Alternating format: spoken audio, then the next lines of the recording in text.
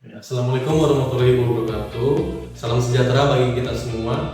Namo Buddhaya, Om Swastiastu, dan salam kebajikan. Perkenalkan, nama saya Hendrik Fikarlo Saragi Manimuro.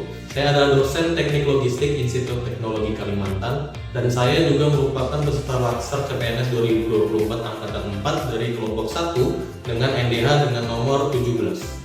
Jadi pada kesempatan kali ini saya akan mempresentasikan laporan aktualisasi saya yang berjudul Panduan Penyusunan Tugas Akhir bagi Mahasiswa Teknik Logistik. Lalu selanjutnya kegiatan aktualisasi yang telah saya lakukan, yaitu kegiatan pertama, penyusunan panduan tugas akhir. Pada kegiatan penyusunan panduan tugas akhir dilakukan dengan beberapa tahap kegiatan. Yang pertama yaitu di sini saya melakukan identifikasi kebutuhan mahasiswa dan dosen terhadap panduan tugas akhir yang sesuai dengan program studi teknik logistik dengan berkoordinasi dengan koordinator program studi. Pada tahap kedua, di sini saya mulai mengumpulkan beberapa referensi terkait dalam proses penyusunan panduan tugas akhir, di mana referensi tersebut antara lain adalah panduan yang diadopsi dari Institut Teknologi 10 November, lalu ada juga panduan tugas akhir yang dibuat oleh Institut Teknologi Kalimantan yang memang keduanya digunakan oleh beberapa program studi. Lalu ada juga dari panduan penggunaan Gen AI yang sudah diterbitkan oleh Dinas Pendidikan dan Ristek dan Teknologi.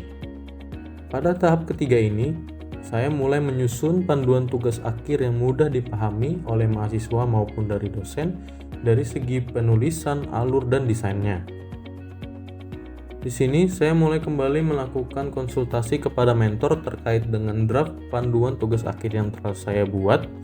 Apakah di dalam panduan tugas akhir tersebut ada yang perlu direvisi ataupun ditambahkan dari panduan tersebut.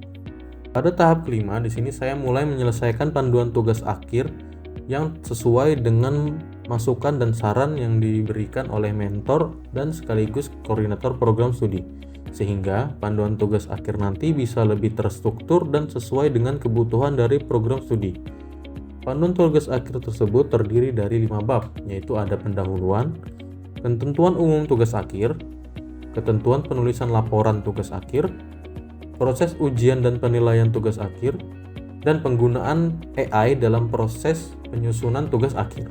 Lalu selanjutnya pada tahap ke-6 atau tahap terakhir dari kegiatan penyusunan panduan tugas akhir, yaitu adalah di sini saya mulai menyusun panduan tugas akhir tersebut ke dalam bentuk e-book yang nantinya akan memudahkan mahasiswa maupun dosen untuk bisa mengakses di mana saja, kapan saja, dengan device apa saja.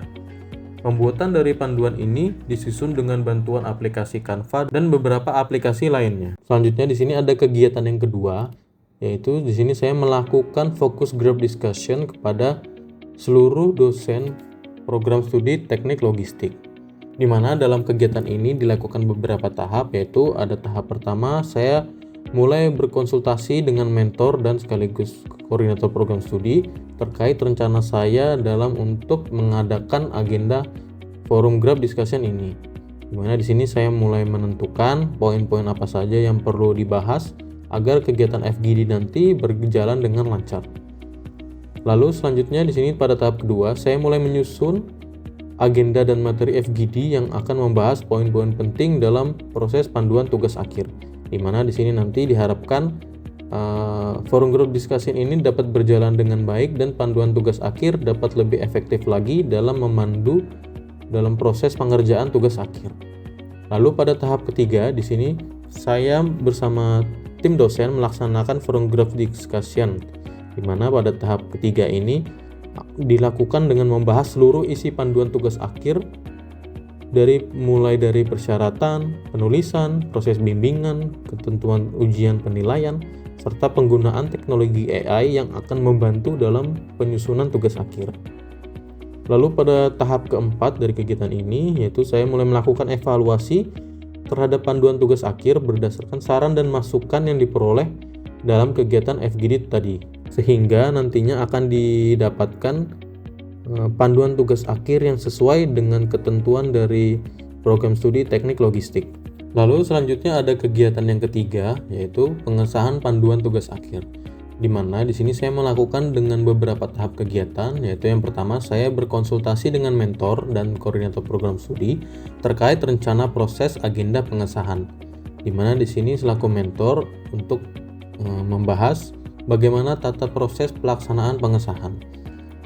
Lalu pada tahapan yang kedua di sini saya menyusun dokumen panduan tugas akhir yang sudah final atau sudah siap untuk disahkan, dan di sini saya bersama dengan koordinator program studi mempersiapkan dokumen-dokumen apa saja yang diperlukan untuk melakukan pengesahan dari panduan tugas akhir. Lalu pada tahap ketiga di sini adalah proses pengesahan panduan melalui koordinator program studi dan kepada ketua jurusan. Lalu selanjutnya pada kegiatan 4, di sini saya melakukan sosialisasi panduan tugas akhir kepada mahasiswa. Tahap pertama saya berkonsultasi terlebih dahulu dengan mentor dan koordinator program studi terkait persiapan kegiatan sosialisasi kepada mahasiswa. Lalu di sini saya pada tahap kedua menyusun agenda dan materi sosialisasi kepada mahasiswa agar nanti mahasiswa lebih memahami dari proses alur penulisan dan penilaian tugas akhir. Lalu yang ketiga, saya berkoordinasi dengan pihak-pihak mahasiswa dan dosen untuk menentukan jadwal dari kegiatan sosialisasi. Lalu pada tahap keempat yaitu adalah pelaksanaan kegiatan sosialisasi, di mana pada pelaksanaan ini dihadiri oleh mahasiswa aktif angkatan 2022 bersama tim dosen, di mana kegiatan ini saya memaparkan apa-apa saja yang ada dalam panduan tugas akhir dan menjawab semua pertanyaan dari mahasiswa. Lalu pada tahap kelima, di sini saya melakukan distribusi panduan tugas akhir tersebut melalui website program studi agar nantinya mahasiswa bisa mengaksesnya di mana saja dan kapan saja saat mereka membutuhkan panduan tugas akhir. Lalu tahap keenam di sini saya mengumpulkan feedback dari teman-teman mahasiswa untuk bisa melakukan proses pengembangan panduan tugas akhir di tahun berikutnya. Proses pengumpulan feedback dari mahasiswa ini dilakukan melalui Google Form yang bisa diisi oleh mahasiswa. Lalu selanjutnya ada kegiatan yang kelima, yaitu di sini saya membuat video panduan tata cara bimbingan tugas akhir berbasis aplikasi. Di mana ada tahap pertama, di sini saya mulai membuat skrip video dalam proses menjelaskan prosedur bimbingan tugas akhir yang berbasis aplikasi. Di mana aplikasi yang digunakan di sini adalah aplikasi Trello. Di mana konsepnya yaitu di sini saya menjelaskan alur dari penggunaan Trello dan disertai dengan point of view dari dosen maupun point of view dari mahasiswa. Jadi para dosen dan mahasiswa bisa jelas tupoksi dari mereka menggunakan Trello itu apa saja kewajibannya dan apa saja yang tidak boleh dilakukan terutama oleh mahasiswa dalam aplikasi Trello tersebut. Lalu pada tahap kedua saya berkonsultasi dengan koordinator program studi dengan skrip yang telah saya buat, apakah ada yang perlu ditambahkan atau memang sudah sesuai. Lalu selanjutnya pada tahap ketiga, di sini saya mulai melakukan proses produksi video panduan. Saya di sini menggunakan aplikasi Streamlabs OBS yang dapat memudahkan dan menghasilkan video yang sangat baik dan jelas dan mudah dipahami. Lalu pada tahap keempat, saya mulai mengedit video agar informasi di sini dapat tersampaikan secara jelas dan terstruktur. Dalam proses editing, saya menggunakan video aplikasi editing yaitu CapCut.